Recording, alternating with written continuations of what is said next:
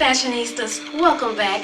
Of course, you're watching Control TV, and I'm your host, Candy, and I'm here with Glenn Lewis. How you doing? I'm great, Candy. How you doing? I'm doing good. Can't complain. How have you been? Where have you been?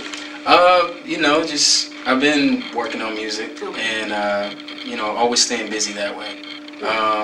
In and out of different situations, and for one reason or another, just business-wise, timing-wise, certain things not panning out. But back now, in a situation with Rough House Capital. Got the new album coming out October 15th entitled Moment of Truth. Got the new single Cant Say Love. So excited. All right, now I got to hear the single. Now, is it based on real life or?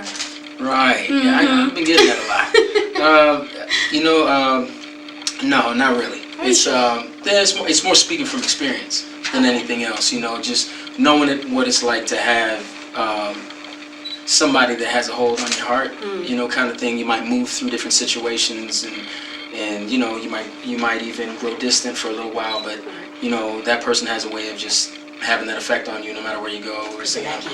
Yeah, you know what I mean. So it's more so speaking from an experience. Okay, something everybody can relate to one time or another. Yeah, exactly. Gotcha. Okay, so what made you? Okay, you've been gone for a minute. Mm-hmm. So why is now the time that you're like, okay, ready to jump back in? To be honest with you, I mean, my hiatus was kind of like involuntary. Okay. Like it was more so a lot of shifts and changes in the game. But just found the right situation, and it's one of those things where depending on what you believe in, stars aligned, and right. It was the right time, and everything came together at the right moment, and I'm and you're back again. Don't call it a comeback. There it is. Okay, so speaking of the game, Yes. how do you look at the state of R&B and neo soul now? Like, is it here? Where's it at? What do you think about it? I mean, I think it's interesting. I think it's kind of going through some shifts and changes. You might even be able to refer to it as growing pains. Maybe it's sort of being resuscitated. I would think. I mean, there's been a lot of artists that have been doing their thing. From Trey Songz to some of the other newcomers, Miguel and Frank Ocean. So there's cats that's keeping it alive and doing a great job of it. I just think that the game's just been sort of it's the sort of thing where the music, it resonates with people. So I think for that reason, the fact that it's it's a respected art, a respected genre. I don't think it'd go anywhere. People will always appreciate the quality of the human voice and great music and music that will move you. And I find R&B has the capacity to create timeless classics. Not that hip hop can't. Of course it can as well, but it's just a different sort of thing where I find R&B can be attached to some of the more special moments in your life, from finding that certain someone to maybe your first child or something like that. You know what I mean? But I think it's just it's going through some shifts, and I think at the end of the day, I don't try to be too phased or affected by it. I'm just trying to make great music, and let the music speak for itself. Right, gotcha. Okay, so speaking, like, let's take it back a few years. Let's take it back for you signed new contracts the very first time. Mm-hmm. Who were your influences, and what made you want to get into the music game? Music for me was like nothing else. Just being able to express myself that way, and it didn't hurt that singing a note or two will get the attention of whatever girl. Yeah, exactly.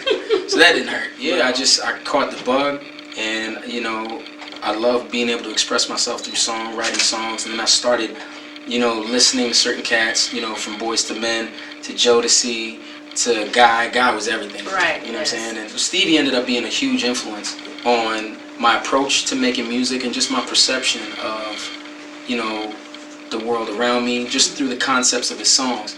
Like, I would have to say Stevie Wonder, Charlie Wilson, Donny Hathaway, Michael Jackson, Earth, Wind and Fire was some of the greater influences on me.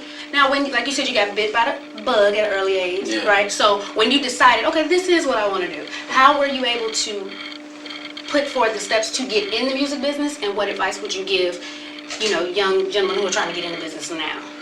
I mean, I would have to say some of the things that I did from jump was, again, like I said, I put a lot of focus into my craft, and trying to carve out a sense of individuality. I have my influences, but given enough time hearing me from song to song, you can hear clearly, you know, who Glenn Lewis is and my signature style and what I have to say. Though probably one of the strongest influences that people pick up from listening to me sing is maybe Stevie Wonder, which is a huge compliment. That's incredible. But I've definitely tried to make it a focus of mine to really carve out a signature, individualistic, unique style. You know, find your voice. I would say, you know, there's a creativity that comes with the business as well. Like the creative in the studio, that's sort of like your outlet. That's your opportunity to let loose and just explore and whatever. But there's a creativity that can be applied to the business as well. Management is doing, because oftentimes we can get complacent as artists and take it for granted and think it's all about us and get caught up in our own hype. But there's a lot of people that's behind you making it happen. So, you know, along with the work that you're doing. So, you know, I would say take interest in that as well. You know, be about your business. You know, respect the business. You know, if you really want to be a part of this thing, you gotta respect it. You gotta be a student of the game. Study the people that have succeeded, and even study the people that maybe had made certain mistakes and they created setbacks for them or whatever. There's a lesson to be learned from different people's walks of life or their experiences in the game. I would say that's probably maybe the best place to start. Yeah. Okay. And like you said, you had some pitfalls and stuff there. So what have you learned along the way so where that won't happen again? Where you kind of setting forth some of that good pavement? Where you just I mean, just, you know, understanding that talent gives you longevity, but, you know, your relationships are your greatest resource. So, you know, I just try to be in the moment with people. And I once heard Will Smith say or express the importance of being engaging with people, you know, being in the moment with people and really enjoying the time that you're spending with them, because you may never see them again. So, you know, just trying to be able to be in a moment with a person and enjoy things, share things that are meaningful, of value, you know what I mean? And I think that in and of itself goes a long way. Okay. All right. Well, we got to ask a question for the ladies. Now, if I was to give you a piece of paper and I had 3 boxes on it, and one said single, one said taken, and one said it's complicated, which one would you check? I mean, it's pretty straight ahead, single. Oh, all right, there you go. Okay, now, for as fashion-wise, where do you say you get your fashion sense from? Do you just kind of easy flow kind of guy, just throw on something, or do you get into it? You know, I like certain labels, like just day to day, like you know, G-Star or like Diesel or stuff like that. You know, I like great pair of shades, accessory guy. Okay, accessory guys. You know what I mean? Shades, the hat. Yeah. Well, hats is funny. Like if they don't suit if I don't feel like they suit my face automatically, because obviously, you know, what you wear, it's like that outer expression, what you think about yourself, and all that other stuff. So, you know, the slightest thing that's out of place with me, I'm real particular like that. The slightest thing that's out of place for me, you know, it kind of affects my whole zone. So hats sometimes it's real 50-50. Okay, can you give us your websites and Twitters and Instagrams where they can keep in touch with you? Sure. You can get at me at Being Glenn Lewis. This is on Twitter, at Being Glenn Lewis, BEING, Glenn with 2 N's.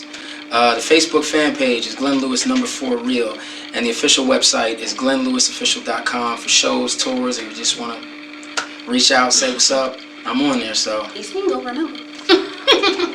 Well, I guess, it's funny, like most of dating and people hooking up is online. It's online, especially nowadays, so you never know. I don't know if I can do it though, because you never know what you're going to get. They'll show you, you see the Avi or something like that, and it's like, oh, look cute. Yeah, and then you see him in person. And, ain't right. Now, I understand. Yeah. Stop fooling people. You might want to stay far away from it. Be honest, damn it. Cut it out. Stop trickery. Stop messing with me. Okay, so again, tell them when the album's coming out. Absolutely. The album, once again, is entitled Moment of Truth, and it comes out October 15th. All right, so definitely mark that on the calendar and check me out. It's going to be a fantastic album, if I do say so myself. Put a lot of great work into it, and I'm really excited. So I hope you all check it out, and I hope you enjoy it.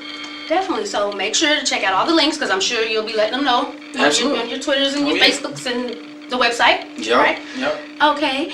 And I want to thank you for sitting and talking with me today. I want to thank you too, Candy. I appreciate it. No problem. I want to thank you for wearing that dress, because you look quite exquisite. Look at you.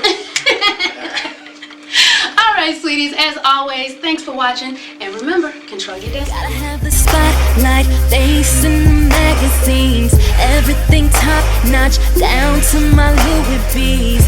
Paparazzi stalking, I keep the fellas gawking.